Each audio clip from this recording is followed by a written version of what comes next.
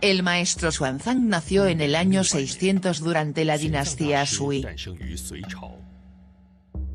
Cuando era muy pequeño, su madre tuvo un extraño sueño, soñó a su hijo vestido de blanco despidiéndose, no entendiendo lo que estaba pasando, le preguntaba: «Pero hijo mío, ¿a dónde vas?». Xuanzang respondía: «Me gustaría aprender y practicar el budismo, y tengo que ir a Occidente para conseguir los sutras». Este sueño de la madre de Xuanzang era premonitorio.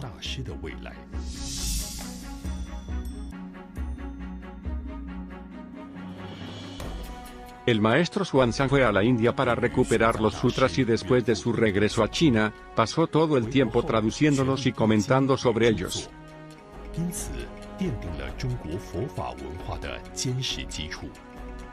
Todos estos esfuerzos crearon una base sólida para la cultura budista en China, y esta profundidad aportada por el maestro Xuanzang a la cultura budista permitió que el budismo Chan se desarrollara significativamente durante las dinastías Tang y Song.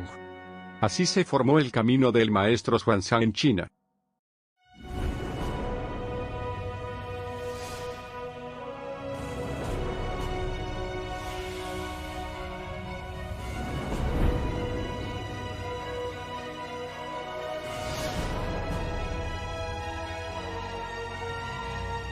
El camino del maestro Xuanzang, una cultura budista milenaria.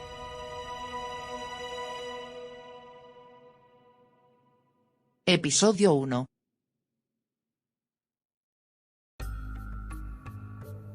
Las enseñanzas de Buda se originaron en la India, y luego se extendieron gradualmente a los países vecinos del norte y el este hasta el Tíbet. Al final de la dinastía Han occidental, 25-220, el budismo llegó a China y más tarde se convirtió en uno de los tesoros de la cultura tradicional china, un tesoro que no se puede encontrar en ninguna otra parte del mundo. El emperador Han Mingdi, que creía en el budismo, envió mensajeros a la India para recuperar los sutras y las imágenes del Buda. Luego 2 monjes indios llegaron a China, Kasyapa Matanga y Indrandarmaraksa. Tradujeron el Sutra de los 42 capítulos al chino, que fue el primer sutra traducido al chino. Más tarde, muchos otros monjes vinieron a China trayendo sutras con ellos. La cultura budista, incluyendo el arte, la práctica y la pintura, comenzó a desarrollarse en China, durante los años 220 a 581. Hay muchos más emperadores que se convirtieron al budismo. También hubo un monje llamado Kumarajiva que llegó a China, tradujo más de 300 libros budistas, y gracias a él el budismo se extendió más allá. Fue durante la Liu Song, 420-479, que Bodhidharma llegó a China. Trajo el budismo Chan y se convirtió en el primer patriarca en China. A partir de este momento, finalmente hubo un método en China para ayudar a la gente a alcanzar la iluminación y se estableció un linaje de maestros. Sin embargo, la estructura de la enseñanza budista todavía no era muy completa, por ejemplo, algunos sutras todavía faltaban. Como resultado, la difusión del budismo Chan se mantuvo bastante limitada. En el año 627 el maestro Xuanzang partió hacia la India para recuperar los escritos budistas. En el año 645 regresó a Chang'an con 657 volúmenes de sutras y sastras.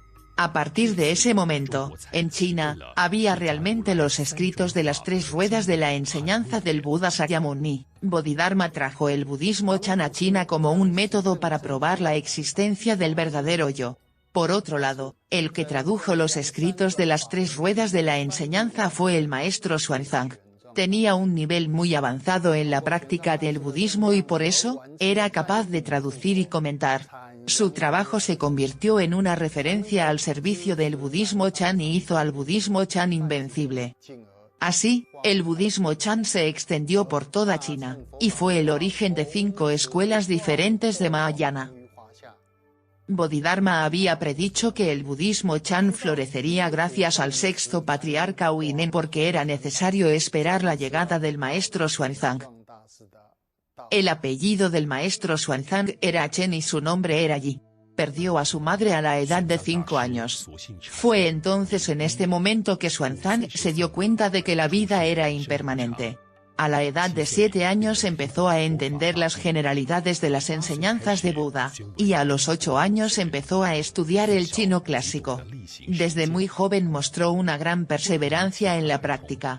A diferencia de sus camaradas, que les gustaba divertirse, Xuanzang a menudo prefería quedarse solo para estudiar. A la edad de 5 años Xuanzang perdió a su madre, y a la edad de 10 años su padre también lo dejó. Xuanzang quería conocer la verdadera existencia de la vida y la muerte. A menudo iba a los monasterios de los alrededores por iniciativa propia para escuchar las enseñanzas budistas. Su segundo hermano mayor, el maestro Sanghye, ya era monje. Después de la muerte de su padre, Xuanzang se mudó a la ciudad de Luoyang en el monasterio Jingtu. En la época de la dinastía Sui, para convertirse en monje, uno tenía que pasar un examen nacional, y tener su nombre registrado en la lista oficial del Estado. Solo después de esta registración, una persona se convertía oficialmente en monje. En 612 Xuanzang tenía 13 años, y la ciudad de Luoyang organizó un concurso. Para aquellos que querían convertirse en monjes, solo tomaba 14 admisiones. Xuanzang era demasiado joven para participar, sin embargo fue al lugar del examen. El organizador Zheng Sangguo poseía un talento de observación, y fue atraído por la solemnidad del rostro de Xuanzang. Quería hablar con él y tuvieron el siguiente diálogo. El señor Zheng le preguntó a Xuanzang: ¿quieres ser monje? Xuanzang respondió: sí, pero soy demasiado joven y mi nivel de práctica es muy bajo. Así que no se me permite participar en el concurso. Entonces el señor Zheng le preguntó: ¿y por qué quieres ser monje? A lo que Xuanzang respondió: quiero ser un monje para convertirme en Buda más tarde. Me gustaría especialmente ayudar a difundir las enseñanzas de Buda. El señor Zheng apreció el gran voto de Xuanzang y pensó que seguramente se convertiría en un maestro famoso más tarde y difundiría las enseñanzas del Buda. Por esta razón hizo una excepción y permitió a Xuanzang presentarse al examen. Cuando Xuanzang pasó el examen que recibió del señor Zheng, su nombre de monje fue Xuanzang. Después de convertirse en monje, Xuanzang siguió la enseñanza del Mahayana Sangrha Sastra y el Mahaparinirvana Sutra.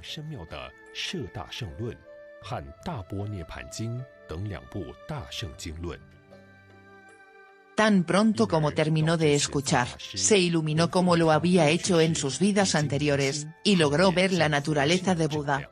Su sabiduría de prajna aumentó muy rápidamente. Durante su adolescencia fue capaz de explicar los sutras y sastras y dio conferencias en diferentes monasterios. El Mahayana Sangrha es un sastra escrito por Bodhisattva Asanga. Trata principalmente de la tercera rueda de las enseñanzas de Buda y describe el famoso verdadero corazón, especificando que tiene varios nombres y que contiene varios tipos de funcionalidades. Por ejemplo, también se dice que es la octava conciencia, Alaya Vijnana, Tathagata-garbha, etc. Esta octava conciencia es el verdadero corazón, un corazón que realmente existe. Pero para los no budistas es difícil entender esto. Además, cuando estudiamos Vijnaptimatrata, lo llamamos la octava conciencia. Y Alaya Vijnana es una palabra sánscrita que significa capaz de almacenar.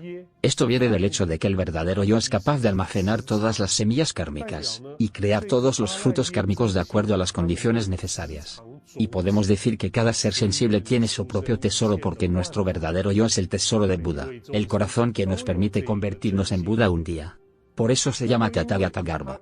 Los practicantes budistas y especialmente los practicantes de Mahayana tienen como objetivo encontrar este verdadero yo, este verdadero corazón, esta octava conciencia, este Tathagata-garbha. Se dice que el que lo ha encontrado el camino. En el budismo Chan, se dice que tal persona está iluminada o despierta o que ha alcanzado la iluminación. Esto también representa la primera de las 3 etapas del budismo Chan.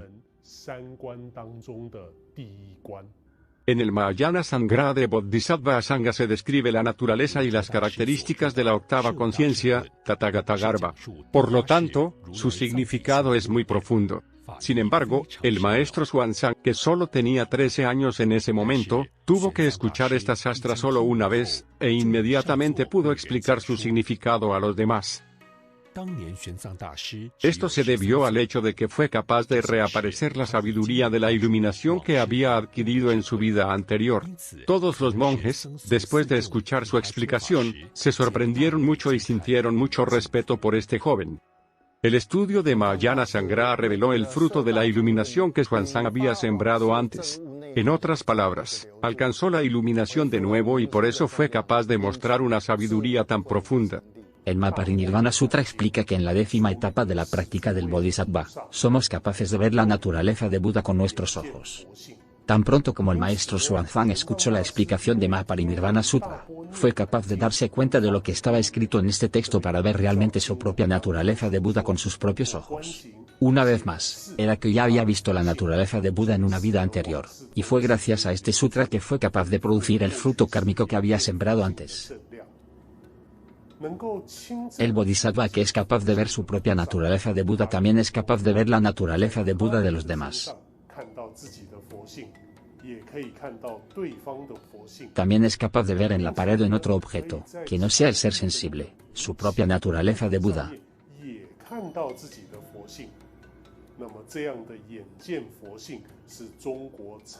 Esta es la segunda etapa del budismo Chan. Al final de la dinastía Sui, la ciudad de Luoyang se afectó mucho por la guerra civil. Como resultado, muchos monjes se refugiaron en Sichuan. En el año 618 el maestro Xuanzang y el maestro Zhangye regresaron a la ciudad de Chang'an que se había convertido en la capital del emperador Tang Gaozu de la dinastía Tang. Sin embargo, el gobierno estaba muy ocupado en la guerra, y no tenía los recursos para ayudar al confucianismo y al budismo. Por lo tanto, los dos monjes decidieron viajar a Sichuan.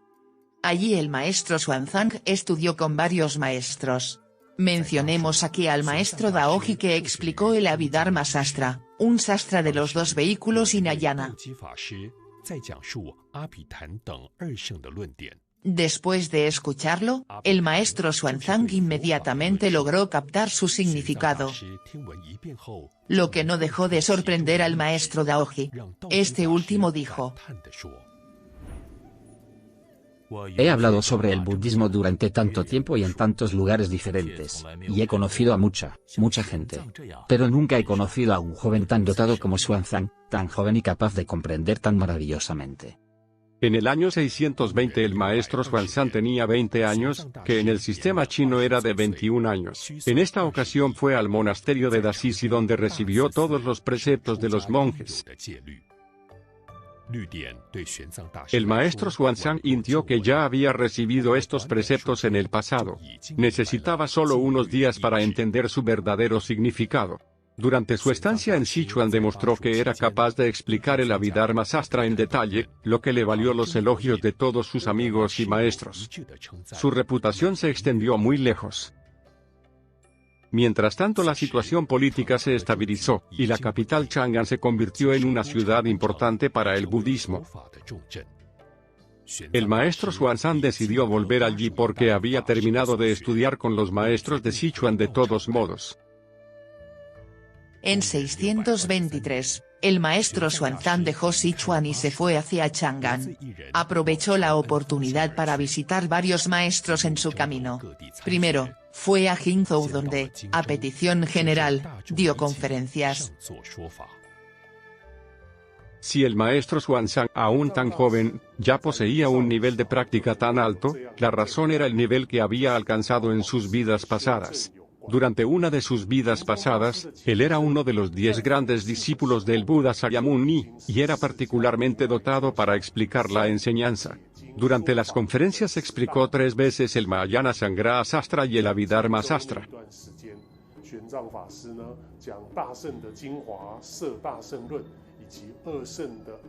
Cuando hablaba, todo lo que tenía que hacer era tener la sastra delante de sus ojos sin ninguna preparación o notas.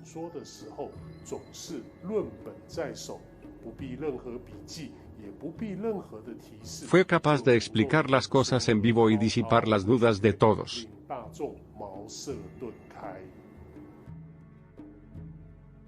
Después de dejar Jingzhou, continuó visitando a diferentes maestros y dio más conferencias.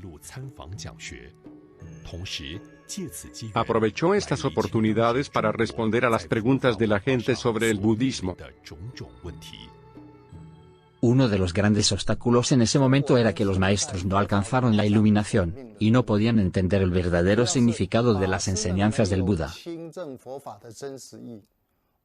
Además, muchos sutras y sastras aún no habían sido traídos a China y habían muchas disputas entre los maestros. Alguien tuvo que ir a la India para recuperar todos los sutras y sastras. Además, no había información sobre cómo practicar después de la iluminación para alcanzar el nivel de Buda, y para ello los practicantes necesitaban un sastra escrito por el Bodhisattva Maitreya, el Yogacara Bhumi Sastra. Este sastra también se conocía como el sastra de los 17 niveles y era necesario resolver todos estos problemas. En el año 625 el maestro Xuanzang, de 26 años, regresó a Chang'an. En ese momento su comprensión del budismo era tan profunda que ya podía debatir lo que estaba bien, y lo que estaba mal y también explicar la enseñanza en detalle. Nadie tenía su nivel. También estudió el Abhidharma Kosavasya Sastra que vino del maestro Daoyue. Este sastra fue el resumen esencial del sastra de Abhidharma. El maestro Xuanzang escuchó la explicación solo una vez, luego ya recuperó la sabiduría de liberación que había sembrado en las vidas pasadas. Y entender el verdadero significado de este sastra. En ese momento, en Chang'an había dos monjes muy famosos, Fachang y Zhengbian, que dieron explicaciones muy detalladas en Mahayana Sangraha. El maestro Xuanzang estudió con estos dos maestros y, como ya había sido iluminado en otras vidas, comprendió el significado de este sastra, que era principalmente sobre la octava conciencia, Tathagata-garbha. Cuando hablaba expresaba naturalmente la sabiduría de la iluminación, y cuando daba conferencias sus explicaciones eran excepcionales, incluso Fachang y Zhengbian le felicitaron mucho. Aquí hay una conversación entre Fachang y Zhengbian sobre esto. En China faltan sutras y sastras. Sin embargo, Xuanzang explica las enseñanzas del Buda con tanto detalle. Sobre todo logra descifrar el significado oculto de las enseñanzas de Buda y lo explica de forma tan comprensiva. Más tarde seguramente cumplirá un muy importante trabajo. Es una lástima que los dos seamos ya muy viejos. Me temo que ya no participaremos en este gran festival. En la capital también había un monje llamado Suanui que pasaba su tiempo estudiando el Mahayana Mahaparinirvana Sutra y dando conferencias sobre él. Era particularmente excepcional. El maestro Xuanzang también fue a escuchar sus conferencias y le hizo varias preguntas. Entre 220 y 589 practicantes budistas estudiaron principalmente tres sastras y también estudiaron Mahaparinirvana Sutra.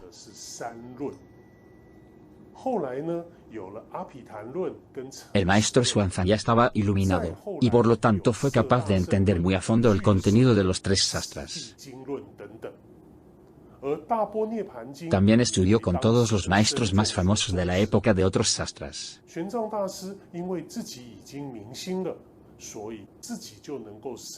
Y aprendió todo lo que pude sobre el budismo en China.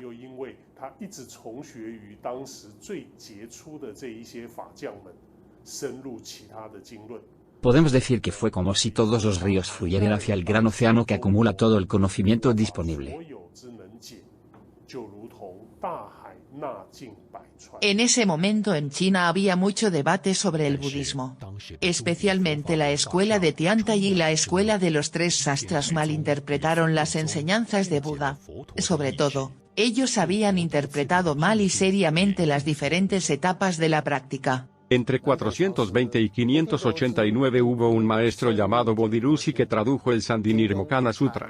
En este sutra se decía bien que la teoría de las 8 conciencias era la teoría fundamental, y sobre todo que la más suprema era la tercera rueda de la enseñanza del Buda. Sin embargo, la escuela de Tiantai y la escuela de los tres sastras afirmaban que la segunda rueda de la enseñanza era la más suprema. En ese momento en China los practicantes no entendían el verdadero significado de la iluminación. En cuanto al verdadero yo, que no tiene ni nacimiento ni destrucción, ya había tres tipos de discursos divergentes. El primer discurso asimiló el verdadero yo y el alaya vijnana. El segundo dijo que el verdadero yo era la verdadera talidad, y el tercero habló de una novena conciencia como el verdadero yo. Pero en realidad tanto el alaya vijnana como la verdadera talidad significan el verdadero yo que no nace y no muere. La palabra alaya vijnana está presente especialmente en la tercera rueda de la enseñanza. Por ejemplo, se encuentra en el Lankavatara Sutra. La palabra verdadera talidad se utiliza principalmente en la segunda rueda de la enseñanza, y el término se encuentra en la colección de sutras de Prajnaparamita. Por otro lado, la novena conciencia es una pura invención del maestro Paramarta. En el Vinirnita Pitaka Sastra, escrito por el Paramarta, no había afirmado la presencia de una novena conciencia, pero había dicho que la conciencia de Buda que no tenía ninguna contaminación se llamaba Amalavijnana, y pensó que esta conciencia era independiente de la octava conciencia. Así que, como si hubiera inventado una novena conciencia, él afirmó haberse basado en un pasaje de Yogacarabhumi Sastra. Pero en realidad, tal pasaje no existía en el Yogacarabhumi Sastra. El maestro Xuanzang ya estaba iluminado, vio la naturaleza de Buda y sobre todo tenía la sabiduría de las semillas kármicas. Sabía muy bien la respuesta correcta a estos tres discursos diferentes. La octava conciencia, Tathagata Garbha, realmente existe y su naturaleza no se mueve, siempre está ahí. En la segunda rueda de la enseñanza, en todos los sutras de Prajnaparamitas uno usa su naturaleza que no se mueve, y siempre está ahí para describir la verdadera talidad. Entonces la verdadera talidad se utiliza para explicar la octava conciencia. Y en la tercera rueda de la enseñanza, por ejemplo en el sutra del Lankavatara se llama Alaya Vijnana, pero en realidad la verdadera talidad y el Alaya Vijnana significan el verdadero yo, Tathagata Garbha. El maestro Xuanzang estaba por lo tanto seguro de que en el Yogacarabhumi Sastra no había la presencia de una novena conciencia en ningún pasaje, y que todo era una pura invención de Paramarta.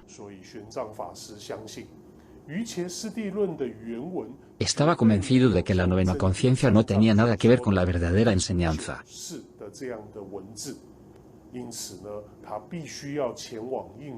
Por lo tanto, decidió ir a la India para recuperar el Yogacarabhumi Sastra. Aparte de esta confusión sobre la octava conciencia, Tathagata Garbha, en China todavía se discutía si la naturaleza de Buda ya contenía todas las condiciones necesarias para convertirse en Buda, o si se debía avanzar gradualmente hacia la budeidad. Aquellos que pensaban que la verdadera talidad, la naturaleza de Buda contenía todas las condiciones necesarias, no conocían el Alaya Vijnana. No sabían que el Alaya Vijnana contenía todas las condiciones necesarias para convertirse en Buda, y que la verdadera talidad era la naturaleza y la función del Alaya Vijnana. Hubo personas que confundieron lo esencial y su función. En todos los sutras de Prajnaparamitas, cuando hablamos de la verdadera talidad que es capaz de generar toda la funcionalidad, de hecho, queremos indicar a la Alaya Vijnana. Por lo tanto, no se puede separar la verdadera talidad y el Alaya Vijnana. Aquellos que piensan que hay que practicar en el Alaya Vijnana para limpiarlo gradualmente y alcanzar un estado puro, no entienden que el Alaya Vijnana no está ni limpio ni sucio. Uno debe trabajar en las semillas de las otras 7 conciencias. El maestro Xuanzang sabía que estos dos discursos eran falsos. Pero como los sutras no existían en China, no pudo comprobar su propio discurso a los demás. La sabiduría y el nivel de práctica del maestro Xuanzang superaron a los de todos los maestros de China. Pero para asegurar el futuro de la práctica budista en China, decidió viajar a la India para recuperar el Yogacarabhumi Sastra. También deseaba traducirlo al chino para que se aclarara el verdadero sentido, el verdadero significado.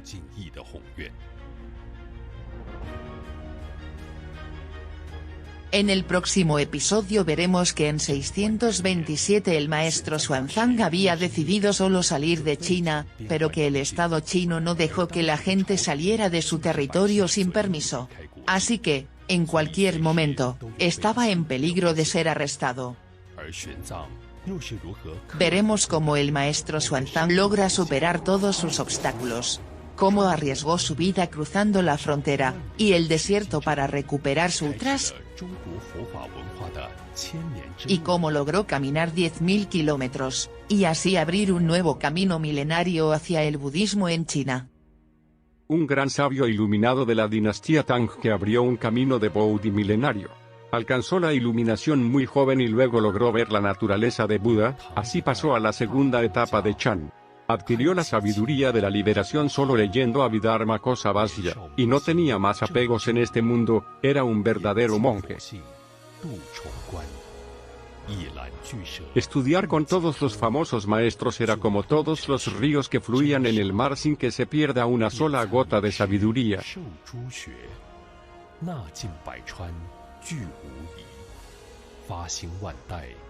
Un gran deseo milenario de establecer la verdadera enseñanza, adquirir la enseñanza más suprema. Era un verdadero hijo de Buda que no temía a la muerte. Su peregrinación a Occidente es única en toda la historia.